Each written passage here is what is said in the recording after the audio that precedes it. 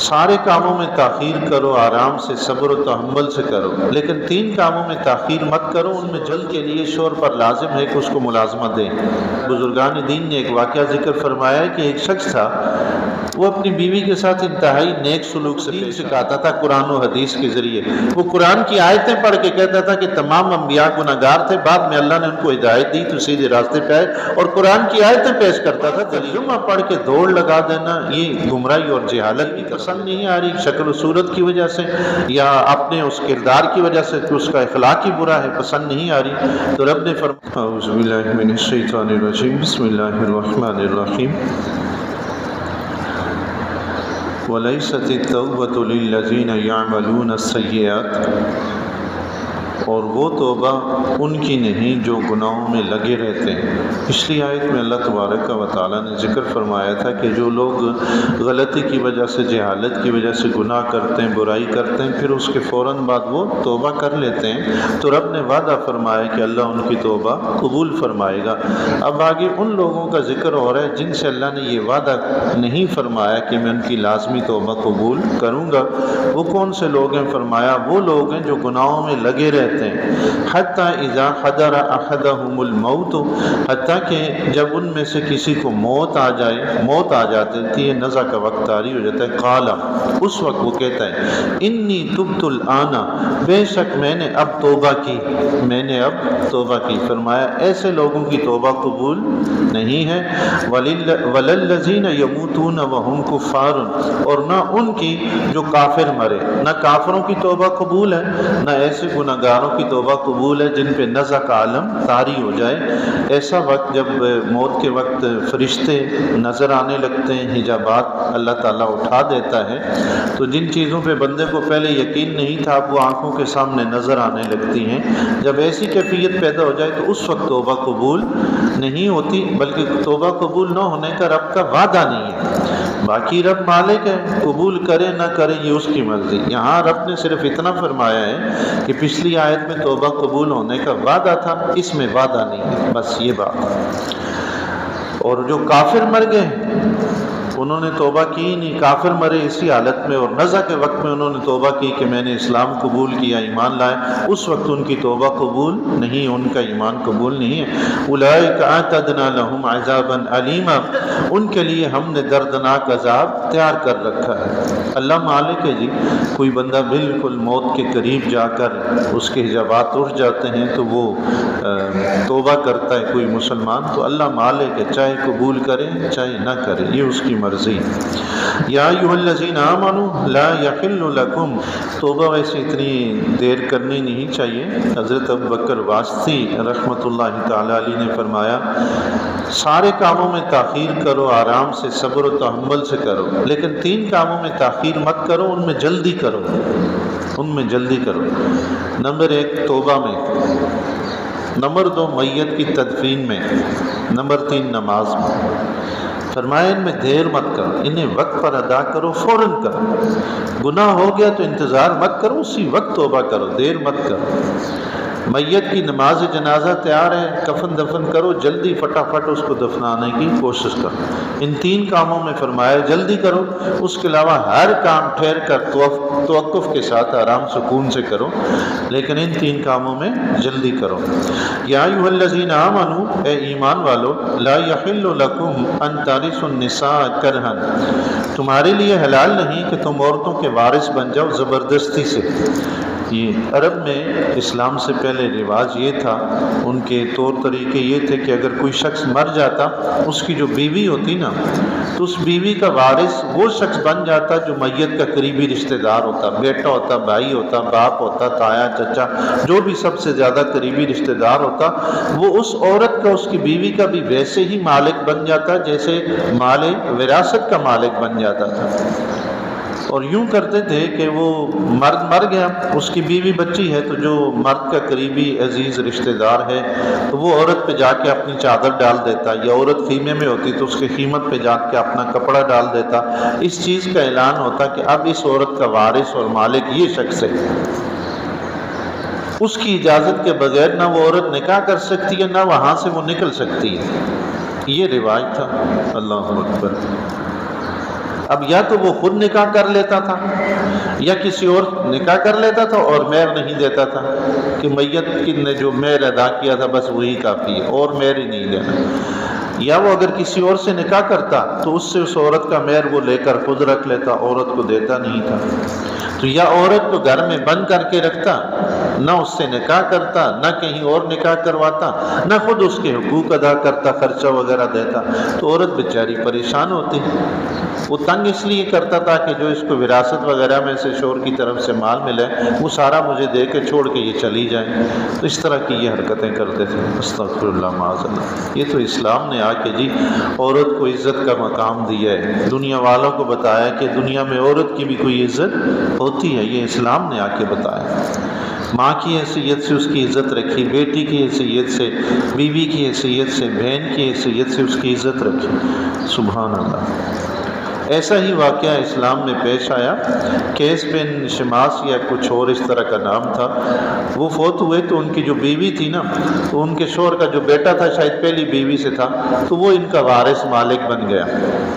تو اب وہ ان کو خرچہ ورچہ دے نہیں، ستائے، تو انہوں نے آ کے حضور علیہ الصلوۃ والسلام کی بارگاہ میں عرض کی کہ یا رسول اللہ یہ مانگ رہے ہیں۔ آقا علیہ الصلوۃ والسلام نے فرمایا انتظار کرو اللہ کی طرف سے کوئی حکم نازل ہو۔ تو اس وقت یہ آیت مبارکہ نازل ہوئی، عورتوں کے لیے یہ حکم نازل ہوا۔ رب نے فرمایا کہ ایمان والو تمہارے لیے حلال نہیں ہے کہ تم زبردستی عورتوں کے وارث بن جاؤ۔ وَلَا تَعْدُلُوهُنَّ، اور عورتوں کو نہ روکو، لِتَذْهَبُوا بِبَعْضِ مَا آتَيْتُمُوهُنَّ، اس نیت سے کہ جو مہر ان کو دیا تھا اس میں سے کچھ لے لو۔ عورتوں کو گھر میں بند کر کے رکھتے، تنگ کرتے، پریشان کرتے، تاکہ جو مہر عورت نے لیا یا وہ سارا واپس دے دے یا اس میں سے کچھ واپس کر دے، تو یوں تنگ اور پریشان کرتے تھے۔ حضرت عبداللہ بن عباس رضی اللہ تعالیٰ نے اس کے متعلق ایک شان نزول یہ بھی ذکر فرمایا ہے کہ یہ ان شوہروں کے متعلق آیت نازل ہوئی ہے جو بیویوں کو تنگ کرتے ہیں، پریشان کرتے ہیں، مہر واپس لینے کے لیے یا بخشوانے کے لیے یا کم کروانے کے لیے بیویوں کو تنگ پریشان کرتے ہیں، ان کے متعلق یہ آیت نازل ہوئی۔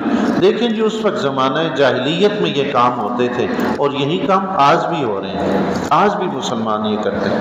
معاشرے میں ہمارے سامنے ایسے کئی واقعات ہیں کہ خواتین بیچاری انتہائی پریشان ہوتی ہیں، انہیں اتنا تنگ کرتے ہیں کہ بے حد پریشان کرتے ہیں، اور نیت یہی ہوتی ہے کہ یہ میرا مہر واپس کرے اور جائے، مہر واپس کرے اور جائے۔ استغفر اللہ۔ اِلَّا يَأْتِينَ بِفَاحِشَةٍ مُبَيِّنَةٍ، مگر اس صورت میں کہ سری بے حیائی کا کام کریں۔ سری بے حیائی کا کام کر رہی ہیں، اس سری بے حیائی کا کام کیا ہے؟ بزرگان دین نے اس کی وضاحت فرمائی کہ شوہر سے بدتمیزی کرتی ہے، گالب گلوچ کرتی ہے، زبان درازی کرتی ہے، شوہر کے گھر والوں کو ایذا دیتی ہے، انہیں ستاتی ہے۔ دیکھیں مفسرین نے لکھا کہ شوہر کے گھر والوں کو ستاتی ہے، تو شوہر کے گھر والوں میں سے سب سے زیادہ شوہر کے لیے معتبر اور قریبی رشتہ کون سا ہوتا ہے؟ ماں باپ کا ہوتا ہے۔ جو بیوی ماں باپ کو ستاتی ہو، وہاں اللہ تعالیٰ نے فرمایا وہاں تم ایسا کر سکتے ہو کہ اس سے اپنا مہر واپس لے کے خلا کی آفر کر کے اس کو واپس بھیج سکتے ہو، ویسے خلا کی آفر تم مت کرو۔ لیکن عورت بیہودہ ہے، شریر ہے، تو ایسی صورت میں تم مہر اپنا واپس لے سکتے ہو، خلا والا طریقہ اختیار کر سکتے ہو، ورنہ نہیں۔ اللہ اکبر۔ ایسی عورتوں کو بھی اللہ ہدایت نصیب فرمائی ہے۔ بہرحال اس کو قرآن کریم نے فاحشہ کہا، جو شوہر سے بیوی الجھتی ہو، برا بھلا کہتی ہو، گالم گلوچ کرتی ہو، تو قرآن نے اس کو فاحشہ کے لفظ سے تعبیر فرمایا۔ یہ بڑی بے حیائی کی بات ہے کہ بیوی اٹھ کے شوہر کا مقابلہ کرے اور شوہر کو گالی گلوچ کرے، معاذ اللہ۔ وَعَاشِرُوهُنَّ بِالْمَعْرُوفِ، اور ان سے اچھا برتاؤ کرو۔ سبحان اللہ۔ بیویوں کے ساتھ اچھا سلوک کرنے کا حکم قرآن میں رب نے دیا ہے۔ سبحان اللہ۔ بیویوں کے ساتھ اچھا سلوک کیا ہے؟ گفتگو کرو تو اچھی کرو، ان پر کام کا زیادہ بوجھ نہ ڈالو۔ جو گھر کے کام کاج ہوتے ہیں وہی بیویوں نے کرنے ہوتے ہیں۔ اچھا اس حوالے سے ایک بات عرض کر دوں جی، گھر کے کام کاج کے حوالے سے اکثر خواتین کو شکوہ رہتا ہے، بعض کیا کہتی ہیں، بعض تو ایسی ہوتی ہیں کہ گھر میں ماں باپ کے گھر تو سارا کام کاج خود کرتی ہیں، کپڑے دھوتی ہیں، برتن دھوتی ہیں، صفائی ستھرائی سب خود ہی کرنا ہوتا ہے۔ شوہر کے گھر آتی ہیں تو پھر انہیں پریشانی ہو جاتی ہے، پھر وہ گننے لگ جاتی ہیں مجھ پہ تو یہ کام کا بوجھ ہے یہ۔ اس حوالے سے اسلام نے ہمیں یہ حکم دیا ہے، ایسی خاتون جس کے گھر میں پہلے ملازمہ کام کرتی تھی، وہ خاتون گھر کے کام نہیں کرتی تھی بلکہ اس کے گھر میں ملازمہ کام کرتی تھی، برتن دھونا، جھاڑو پوچھا، صفائی وغیرہ، کھانا پکانا، یہ کوئی خاتون آ کر اس کے گھر میں کرتی تھی، تو فرمایا ایسی عورت کے لیے شوہر پر لازم ہے کہ اس کو ملازمت دے۔ سبحان اللہ، شوہر ایسی عورت کو ملازم، کیونکہ یہ پہلے ہی کام نہیں کرتی، تو اب شوہر کا حق ہے، بیوی کا حق ہے شوہر پر کہ اس کو ملازمت دے، گھر میں نوکر چاکر رکھے۔ عورت خود راضی یا نہیں رکھتی تو وہ ایک الگ بات ہے۔ اگر عورت اس بات کا مطالبہ کرتی کہ میرے گھر میں تو ملازم تھے، وہ کام کرتے تھے، میں تو نہیں کرتی، تو اب شوہر پر حق ہے کہ وہ دے ملازم، یا ایسی جگہ شادی نہ کرے کی ہے تو دے پھر اب ملازم ہے۔ اور دوسرا حکم اس عورت کے لیے کہ جو گھر میں اپنے گھر میں خود کام کاج کرتی ہے، تو اس کے لیے شوہر کو ملازمت دینا لازم نہیں ہے۔ شوہر کو اللہ نے توفیق دی، اپنی شفقت اور محبت میں بیوی کو لا کر دے دیتا آگے کام کاج کرنے والی، اچھی بات ہے، لیکن اس پر لازم نہیں ہے۔ تو یہ دو الگ الگ حکم ہیں خواتین کے متعلق، جیسی اس کے گھر کی صورتحال ہے ویسی اس کو ایسی صورتحال شوہر کے گھر میں بھی دینی ہے۔ سبحان اللہ، کیا عدل و انصاف ہے جی اسلام کا۔ تو رب نے فرمایا عورتوں کے ساتھ بھلائی سے پیش آؤ، حسن سلوک۔ اس بھلائی میں علماء کرام نے فرمایا کہ بیوی اگرچہ سختی سے بولتی ہو، زبان درازی کرتی ہو، تو شوہر کو چاہیے کہ صبر کرے، نبھانے کی کوشش کرے۔ سبحان اللہ۔ اور جو شوہر بیوی کی اس برائی پہ، بری زبان پہ صبر کرتا ہے، برداشت کرتا ہے، تو اس کا اجر بھی اللہ تعالیٰ اس کو بہت زیادہ عطا فرماتا ہے۔ بزرگان دین نے ایک واقعہ ذکر فرمایا ہے کہ ایک شخص تھا، وہ اپنی بیوی کے ساتھ انتہائی نیک سلوک سے پیش آتا تھا، تو اس کی بیوی فوت ہو گئی، تو اس کے رشتہ داروں نے اسے کہا کہ بھائی تم دوسری شادی کر لو، تو اس نے منع کر دیا، کہنے لگا نہیں، مجھے تنہائی جو ہے نا میری روحانیت کے لیے بہت زیادہ مفید ہے، اس میں سکون ملتا ہے، اب میں نے دوسری شادی نہیں کرنی۔ ہفتہ گزر گیا، ہفتے کے بعد اس نے خواب میں دیکھا کہ آسمان سے کچھ لوگ اتر رہے ہیں، قطار در قطار فرشتے اتر رہے تھے، اس کو لوگ نظر آئے، تو وہ ایک ایک کر کے آگے پیچھے اتر رہے ہیں، میرے پاس سے گزرے تو کہنے لگے یہ وہی بدبخت ہے، یہ وہی بدبخت ہے۔ وہ شخص کہتا ہے کہ میں دیکھتا رہا، سب سے آخری جو بندہ آیا نا آسمان سے اترنے والا، میں نے اس سے پوچھا کہ بھائی یہ کس کو بدبخت کہہ رہے ہو اور کیوں کہہ رہے ہو؟ تو اس نے کہا کہ وہ بدبخت تم ہی ہو، اور تمہیں اس لیے کہہ رہے ہیں کہ ہفتہ پہلے تمہارے جو اعمال تھے نا وہ مجاہدین والے اعمال لکھے جاتے تھے۔ سبحان اللہ۔ اب ہفتہ ہو گیا، پتہ نہیں کیا نحوست پڑی ہے تم پہ کہ اب حکم ہوا ہے تمہارے اعمال سب سے آخر میں لے جائے جائے، سب سے آخر میں لے جانے کا حکم ہوا ہے۔ اس سے پہلے تمہارے اعمال کیسے جاتے تھے؟ ہفتہ پہلے مجاہدین فی سبیل اللہ والے۔ سبحان اللہ۔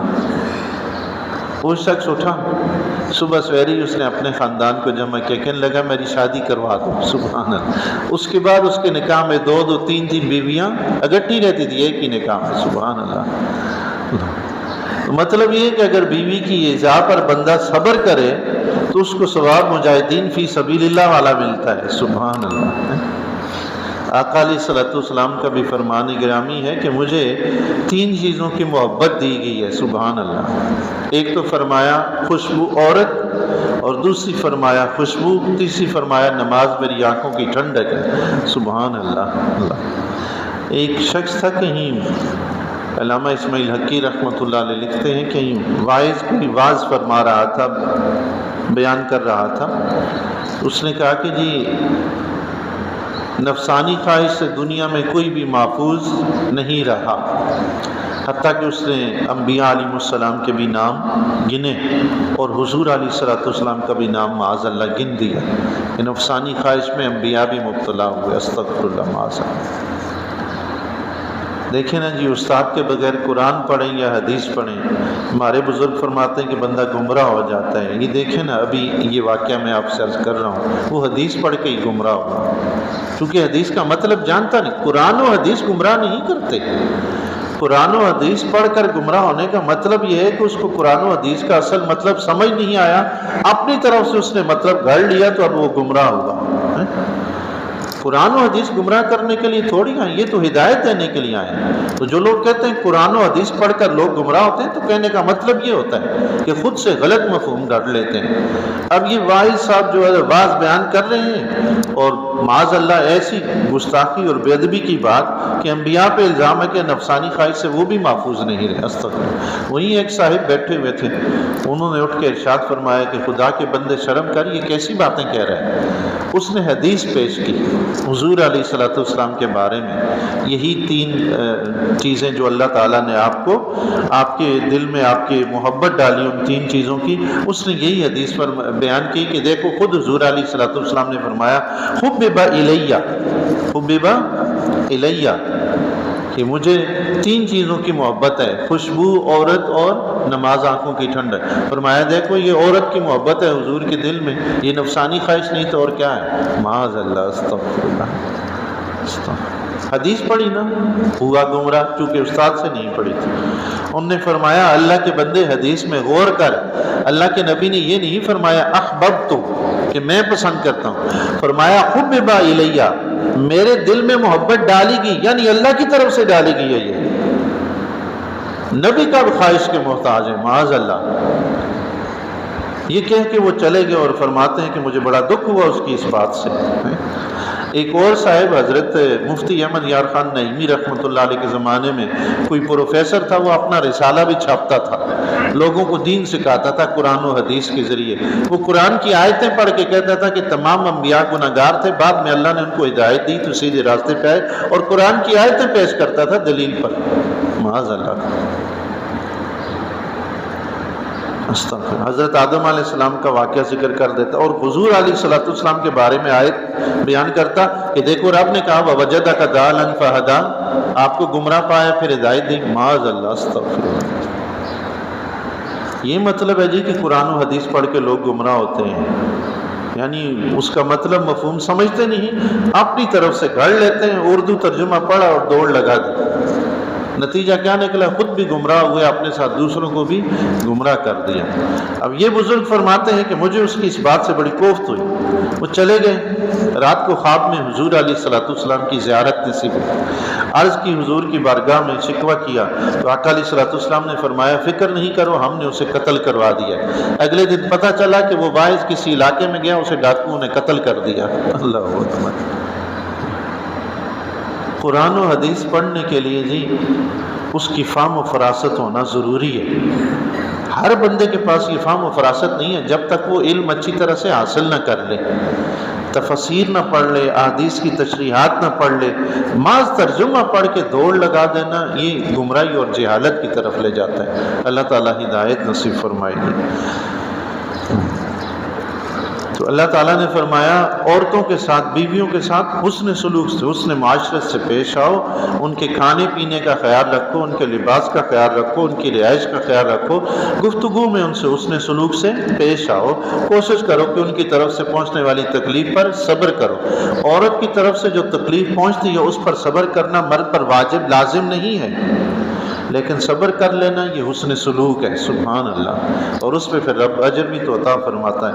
فَإِن كَرِهْتُمُوهُنَّ، پھر اگر تم انہیں ناپسند کرو، بیوی پسند نہیں آ رہی شکل و صورت کی وجہ سے یا اپنے اس کردار کی وجہ سے کہ اس کا اخلاق ہی برا ہے، پسند نہیں آ رہی، تو رب نے فرمایا فَعَسَىٰ أَن تَكْرَهُوا شَيْئًا، قریب ہے کہ تم کسی چیز کو ناپسند کرو، وَيَجْعَلَ اللَّهُ فِيهِ خَيْرًا كَثِيرًا، اور اللہ تعالیٰ اسی میں تمہارے لیے بہت بھلائی پیدا فرما دے، سبحان اللہ۔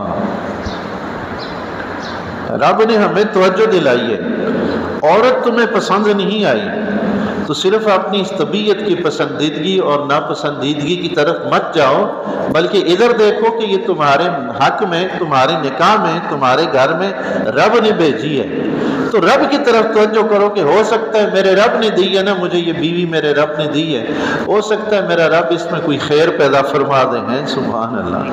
تو اس طرح گھر میں اچھے طریقے سے نباہ ہو جائے گا، سبحان اللہ۔ لیکن ہر وقت یہی خیال کہ پسند نہیں، پسند نہیں، پسند نہیں، تو گھر کا جینا حرام ہو جائے گا، گھر پریشانیوں سے بھر جائے گا، باغ کے بجائے خزاں آ جائے گی، اجڑ جائے گا گھر۔